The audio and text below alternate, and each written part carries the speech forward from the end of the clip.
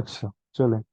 Test understanding 4, इसमें ना company ने उसके पास पहले से बैलेंसेस थे कुछ 1 जनवरी के ऊपर अंदर। तो वो थे जी, शेयर्स आपके पास पहले 2000 थे, फिर फेस वैल्यू उसकी 25 सेंट्स थी। फिर अब आपको पता है कि शेयर कैपिटल तो सिंपल है कि आप शेयर्स को मल्टीप्लाई करते हैं फेस वैल्यू से, और वो बन जाती है आपकी शेयर कैपिटल की अमाउंट। तो वो बैलेंसेस में 50,000 पहले से पड़े हुए थे, तो यहाँ पे देखिए मैं हाईलाइट करता हूँ, 50,000 पड़े हुए थे पहले से। फिर शेयर प्रीमियम जो है वो भी उसने बताया कि पहले से बैलेंस पड़ा हुआ है 75,000 का। ये सब कुछ क्वेश्चन में गिवन है, सिर्फ हमने शेयर कैपिटल कैलकुलेट की है, ये वाली जो अमाउंट है, बाकी चीजें क्वेश्चन में सब गिवन। फिर उसने आपको दो इन्फॉर्मेशन दी है कि भाई कंपनी को मजीद कुछ पैसे चाहिए थे, तो उसने 31 जनवरी को राइट इशू किया। अब राइट इशू उसने किया कि 245 का, और प्राइस कितनी थी 1.8 की। तो पहले हम इसको कर लेते हैं, सॉल्व करते हैं जी वन को। वो ये है कि पहले से कितने शेयर्स थे आपके पास, 200,000 थे। अब 200,000 जो शेयर्स थे आपके, आपने इसमें क्या किया कि आपने हर 5 शेयर्स पे एक न्यू शेयर इशू, दो नए न्यू शेयर इशू, हर 5 शेयर पे दो न्यू शेयर इशू आपने किए। तो कितने न्यू शेयर हो गए होंगे, 80,000। 80,000 न्यू आ गया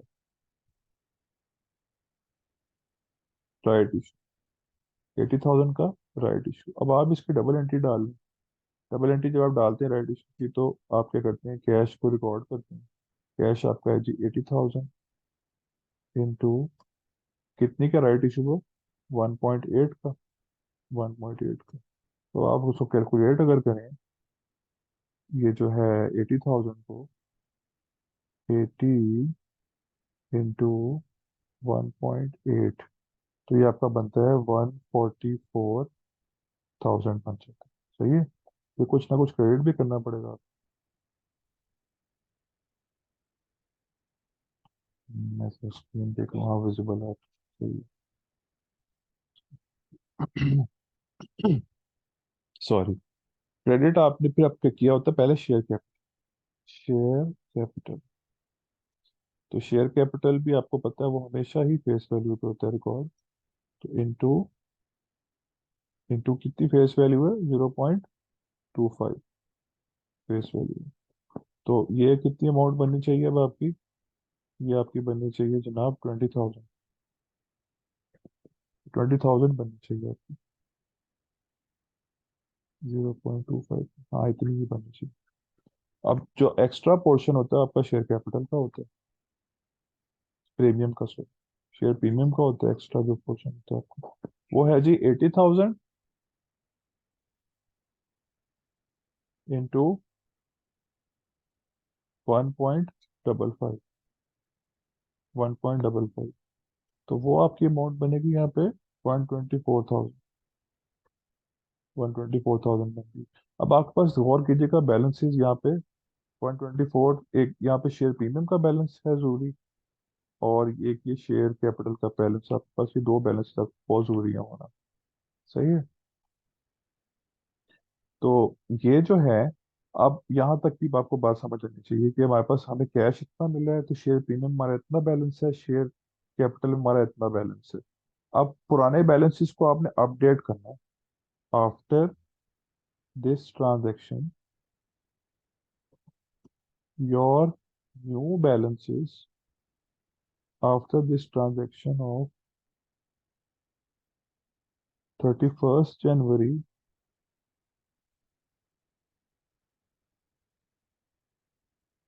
योर न्यू बैलेंसेस आर, आपके न्यू बैलेंसेस अब कौन कौन से हों। पहले मैं करता हूँ जनाब इसको कॉपी पेस्ट, जो पहले वाले बैलेंसेस थे इसको मैंने पहले किया कॉपी पेस्ट। ठीक है। तो न्यू बैलेंसेस आपके कौन कौन से, कितने हो जाएंगे बैलेंसेस आपके, इसको मैं निकाल देता हूँ पहले। आपका 50,000 थे, आपको पता है। तो न्यू बैलेंसेस कितने होंगे, अच्छा देखिए और से, ये देखें, शेयर कैपिटल जो है, न्यू शेयर कितने बने आप, 80,000। ये न्यू शेयर है ना, ये न्यू आपके, आपको पता चला कि हमने पूरी कैलकुलेशन की कि हर 5 के ऊपर दो नए शेयर आपने इशू करने, तो 80,000 तो आपके न्यू शेयर। यहाँ पे आप क्या करेंगे, यहाँ पे आप ऐड कर देंगे जनाब 80,000 को। 80,000 को आपने ऐड किया, तो 280,000। सही है, तो ये अब आपके शेयर का बैलेंस बढ़ गया था। अच्छा, ये तो उतना ही देगा, फेस वैल्यू तो नहीं चेंज होती। और शेयर कैपिटल आपका यहाँ पे देखिएगा कितना नया है, 20,000 का बढ़ गया। तब आप यहाँ क्या करेंगे, 20,000 मजीद ऐड कर, तो 70,000 आपका नया शेयर कैपिटल का बैलेंस है। इसके अलावा आपका जो ये शेयर प्रीमियम है, पहले 75,000 था, मजीद नया कितना आ गया, ये आ गया मजीद 124,000, ये मजीद नया आ गया। तो अब आपने क्या किया, यहाँ पे भी इसको 124,000 को मजीद कर दिया है, 199,000। सही है। तो इस तरह से आपके जो है,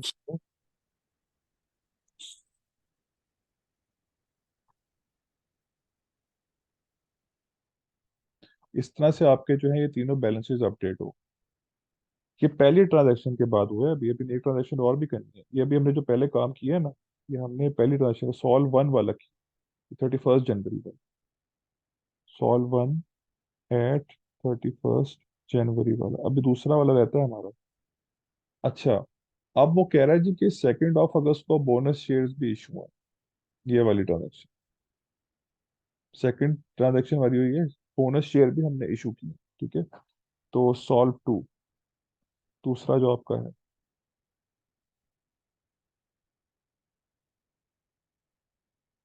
अब इसमें क्या सूरत हाल है, बोनस शेयर इशू किए 1 for 10। अच्छा, पहले से कितने शेयर थे आपके पास, 280,000 थे।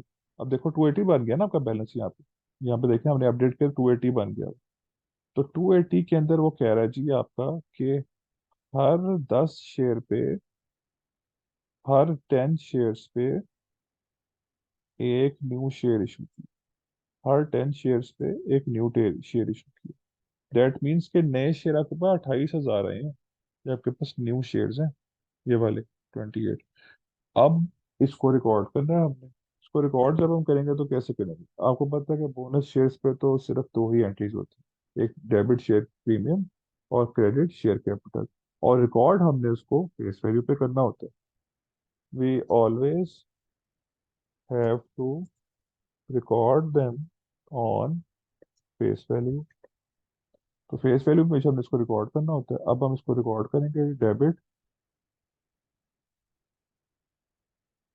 शेयर प्रीमियम, कितने न्यू शेयर हैं आपके पास, 28। 28 इंटू फेस वैल्यू थी इसकी 0.25, तो ये बनेगा आपका 7,000। 7,000 बन गया। और credit share capital,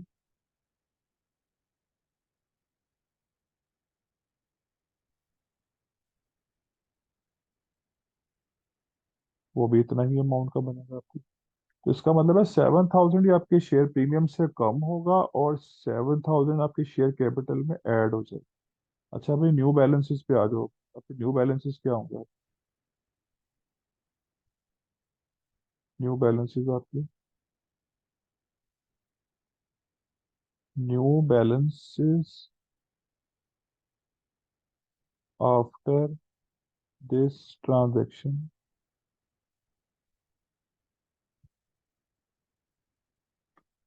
new balances after this transaction, वो क्या होंगे आपके, क्या होंगे जी, क्या हो, ये होंगे आपके कि पहले आपके 280 थे, मजीद कितने शेयर्स आए आगे, 280 के बाद मजीद और कितने शेयर्स आए, अभी आपने 28 और शेयर्स बनाए, तो ये बनेंगे आपके 308 शेयर्स। अब 308 शेयर्स हो गए। ठीक है, इसके अलावा आपका शेयर कैपिटल पहले था 70,000 का, मजीद में कितना हो गया, 7,000 का मजीद आ गया, इसमें ऐड हो गया, कितना हो गया, 77,000। और शेयर प्रीमियम आपका 199 था पहले, तो मजीद कितना, इसमें इसमें से मजीद नहीं आया बल्कि माइनस हुआ था, कि जब आप बोनस शेयर की एंट्री डालते हैं तो आपका शेयर प्रीमियम का कम होता है। तो ये बन गया 192,000। ठीक है, तो ये आपके new balances at the end आपका ये आंसर बनेगा। ठीक है, इसमें ये दोनों ही आपकी चीजें थी, शेयर प्रीमियम भी था और ये वाला भी था। अच्छा, हैविंग सेड दैट, ये था आपका इसमें शेयर्स की सारी एक्सरसाइज थी आपकी, शेयर प्रीमियम शेयर वगैरह की। एक छोटी सी चीज आपकी और है, वो मैं आपको बता दूं।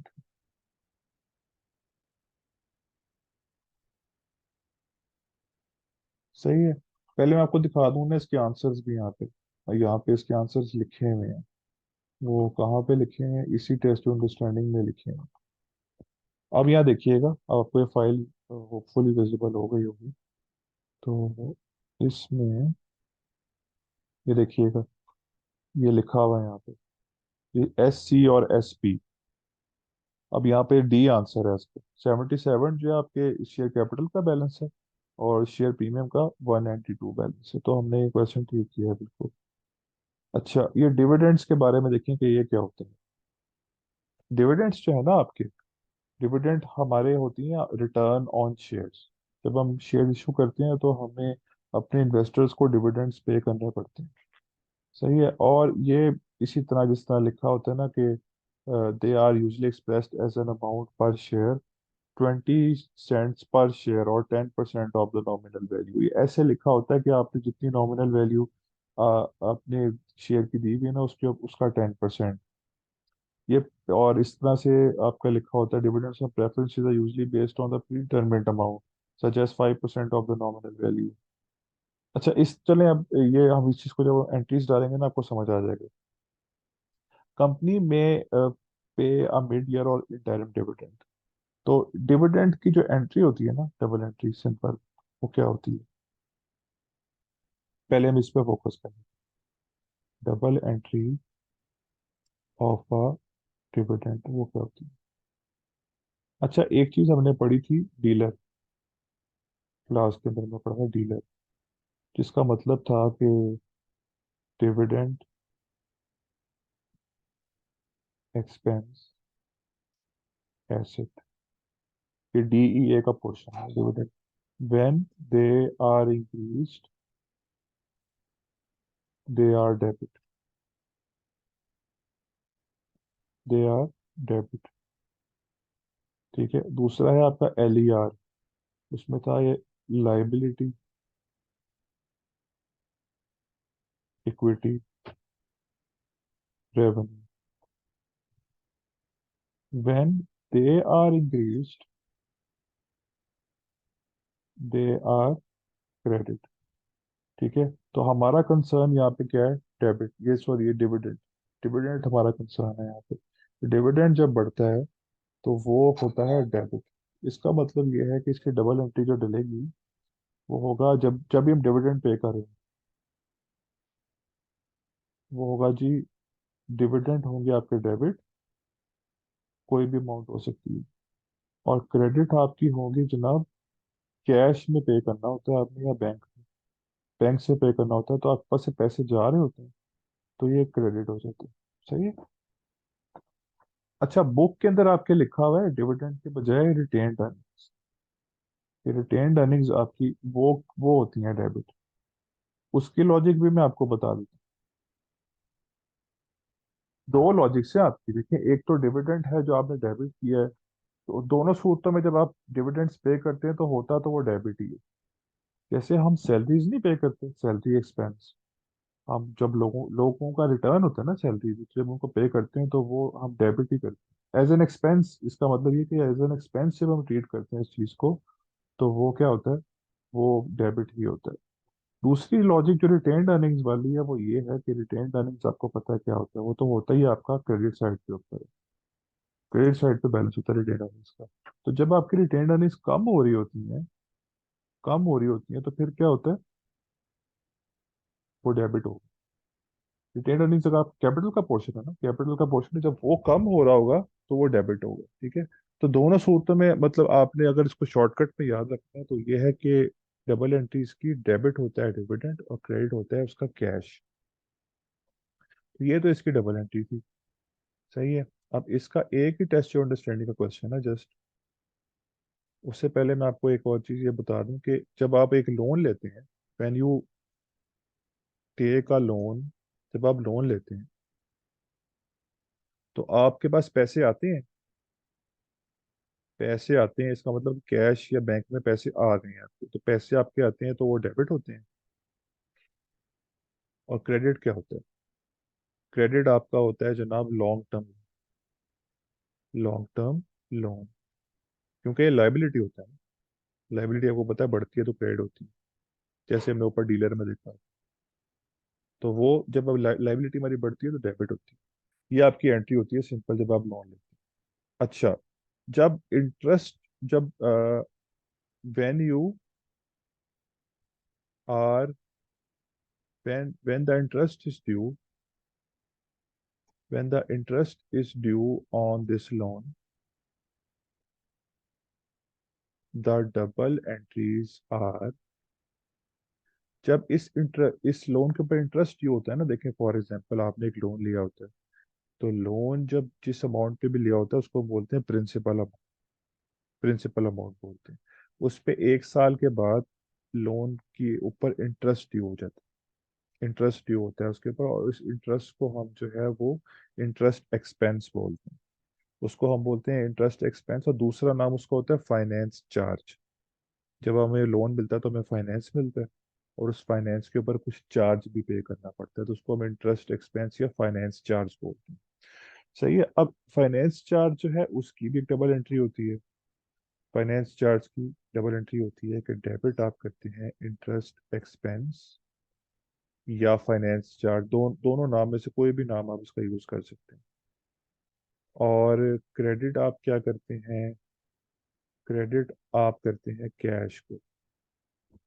कैश को क्रेडिट करते हैं या फिर इंटरेस्ट पेबल को करते हैं। अगर तुमने फॉरेन पेमेंट कर दी है, फॉरेन फॉरेन ही पेमेंट कर दिया, तो फिर आप फिर आप कैश को क्रेडिट करते हैं, नहीं तो आप इंटरेस्ट पेबल को क्रेडिट करते हैं। सही है। तो ये तो इसकी डबल एंट्री थी। अब इसका जो एक क्वेश्चन है वो भी एक जल्दी से कर लें ताकि वो हमें क्लियर हो जाए। ये बस हमारा आज के लिए लास्ट क्वेश्चन है। ये है, एक मिनट, ये वाला क्वेश्चन है, test your understanding 5, custard creamy वाला। इसका डाटा में पहले मैं जरा पढ़ लूँ इसको। कस्टर्ड क्रीमी एक कंपनी है जो, जिसको पैसे चाहिए, पैसे चाहिए, प्लांट और मशीनरी उसने परचेज करनी। 1 मार्च 2005 को इसने क्या किया, इसने लोन नोट्स इशू किए। लोन नोट्स में ना एक एक नोट्स की फॉर्म होती है, उसमें ये होता है कि आप लोगों को एक नोट इशू करते हैं, उस पेपर, पीस ऑफ पेपर होता है, उसमें टर्म्स और कंडीशंस लिखी होती हैं लोन की, कि ये लोन इतनी अमाउंट का है, और इसके जब आपसे हम ये वाला लोन लेंगे तो आपको इतनी अमाउंट का इंटरेस्ट पे करेंगे, और ये होगा 10 10 ईयर्स के लिए होगा। और इसका जो इंटरेस्ट है वो हाफ ईयरली है आपका, एट द एंड ऑफ अगस्त और फरवरी को आपने इसको पे करना होगा। अब ये पहले मैं डाटा सारा लिख लूँ फिर मैं आपको आराम से बताता हूँ इस क्वेश्चन में है कि। कंपनी का नाम है जनाब, ये पहले टेस्ट योर अंडरस्टैंडिंग 5 है, टेस्ट योर अंडरस्टैंडिंग 5 है। आप इस क्वेश्चन को देखिएगा पहले, मैं आपको क्वेश्चन विजिबल कर देता हूँ सामने, फिर ये क्वेश्चन आपके सामने विजिबल है, इसको आप लोग देखते रहें, तब तक मैं इसका डाटा लिख लेता हूँ। कस्टर्ड क्रीमी,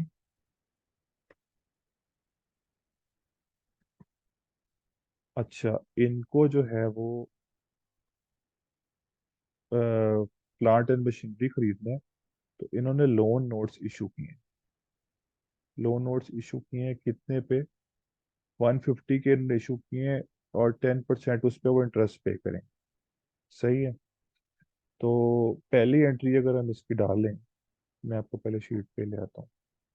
पहली एंट्री हम इसकी जब हम रिकॉर्ड करें तो वो बनेगी आपकी, एक मिनट, आपके पास स्क्रीन पे आ जाना चाहिए, आ गया होगा।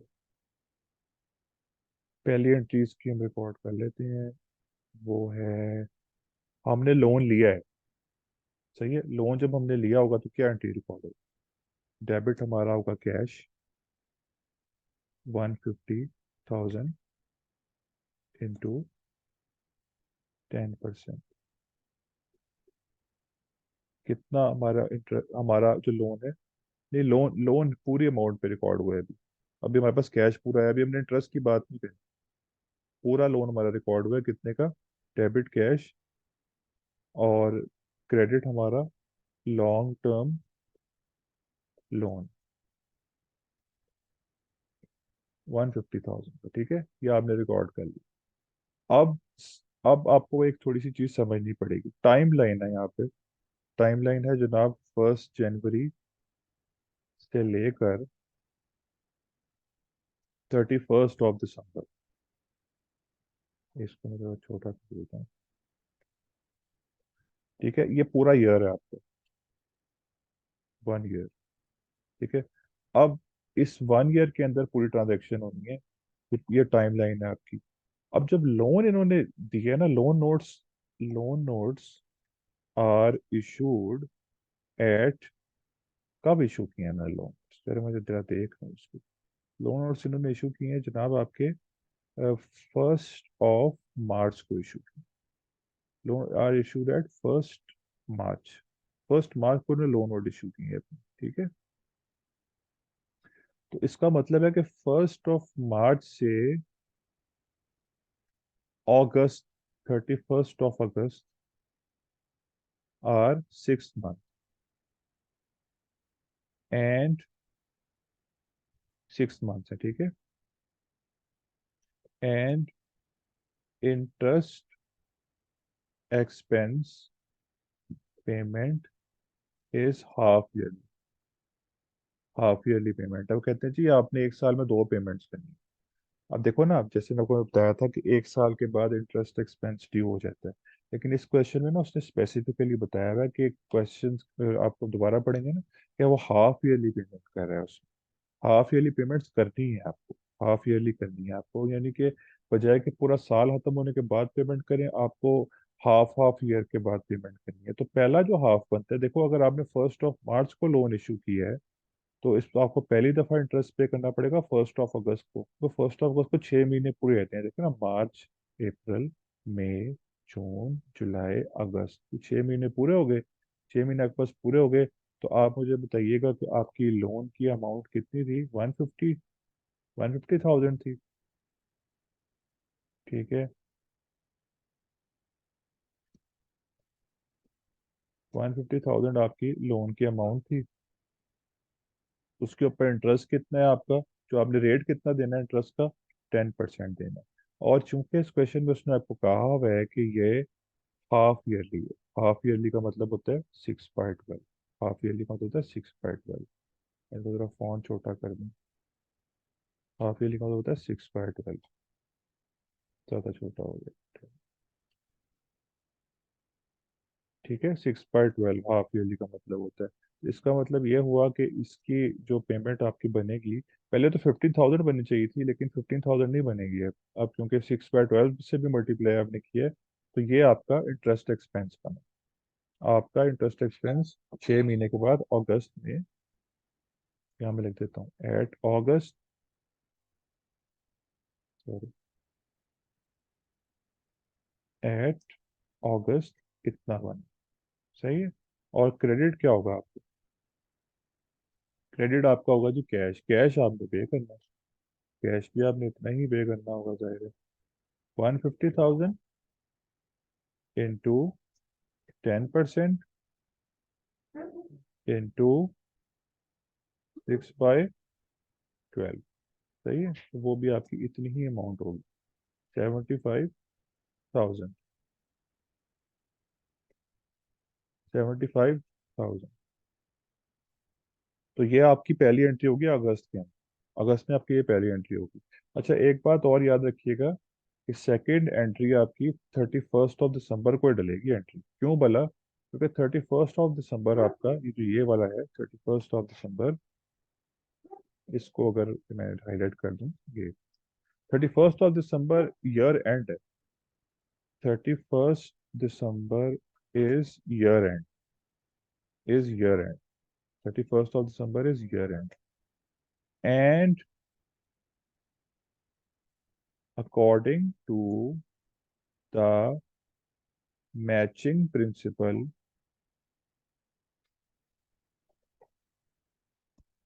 We have to record our expenses in the same year they have incurred। जिस साल आपके एक्सपेंसेस हुए हैं उसी साल रिकॉर्ड करना जरूरी होता है मैचिंग प्रिंसिपल के तहत। इंटरेस्ट एक्सपेंस भी आपका इस साल का है। Interest expense of same year should be recorded as well. अच्छा, इस बात को मैं एक्सप्लेन करता हूँ आपको जरा गौर से। ठीक है, ये देखिएगा।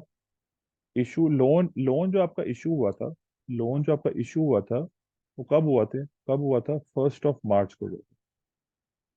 फर्स्ट इंटरेस्ट पेमेंट अभी आपने जो बात की है इसकी इंटरेस्ट एक्सपेंस की जो भी आपने बात की है वॉज ऑन 31 अगस्त। 6 महीने पूरे हो गए।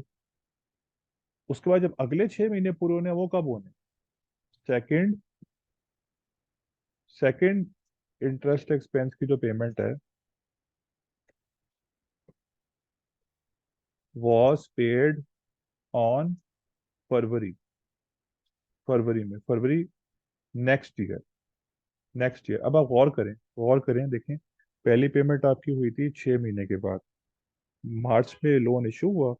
मार्च, अप्रैल, मई, जून, जुलाई, अगस्त, 6 मंथ्स हो गई। और 6 मंथ्स के बाद देखें अब क्योंकि 31 अगस्त के बाद अगले 6 मंथ्स देखें। सितंबर, अक्टूबर, नवंबर, दिसंबर, जनवरी, फरवरी। 6 महीने मजीद आगे। और अब प्रॉब्लम पता है क्या है? प्रॉब्लम क्या है? प्रॉब्लम यह है कि but February will be in the next accounting year. In the next account, वो तो अगले अकाउंटिंग ईयर में चली जाएगी बात। But and we have to record the interest expense of this year at 31 December. हमें तो इस साल का जो इंटरेस्ट एक्सपेंस है ना, जो कि हमारा इस साल इंकर होना है, वो मैं 31 दिसंबर को लॉक करना हमारे लिए जरूरी है। क्यों? क्योंकि मैं मैचिंग प्रिंसिपल कहता हूँ और मैचिंग प्रिंसिपल में बहुत सख्ती होती है। क्यों सख्ती होती है? इसलिए सख्ती होती है क्योंकि हमने at the end of the year, आपको पता है, इनकम स्टेटमेंट बनानी होती है। और इनकम स्टेटमेंट में तो आपको इनकम और एक्सपेंसेस चाहिए होते हैं। इंटरेस्ट एक्सपेंस भी तो एक एक्सपेंस ही है। इसलिए उनको लॉक करना बड़ा जरूरी होता है ताकि आप प्रॉपर इनकम स्टेटमेंट बना सकें। तो अब देखें, अब इजी इजी हो जाएगा क्वेश्चन। अब देखें, टोटल तो आपके फरवरी थे ना, फरवरी यानी कि 6 महीने बनने थे आपके। तो सितंबर, अक्टूबर, नवंबर, दिसंबर। अब देखें यहाँ पे 31 अगस्त से जो फरवरी है will become 6 month. But 31 August to 31 December will become 4 month. तो हमें 4 महीने का जरूर रिकॉर्ड करना है। क्यों 4 महीने का? इसलिए रिकॉर्ड करना है क्योंकि मैचिंग प्रिंसिपल कहता है कि हमें 31 दिसंबर तक ट्रांजेक्शन भी जरूर रिकॉर्ड करना है। अब फरवरी का तो अगले साल आ जाएगा, अगले साल का तो हम अगले साल देखेंगे फिर। तो इस वजह से क्या होगा? Debit interest expense 150,000 into 10% into 4/12। तो वो आपका बनना चाहिए 5,000। 5,000 बनना चाहिए आपका। ठीक हो गया? तो मैं फोन छोटा कर देता हूँ।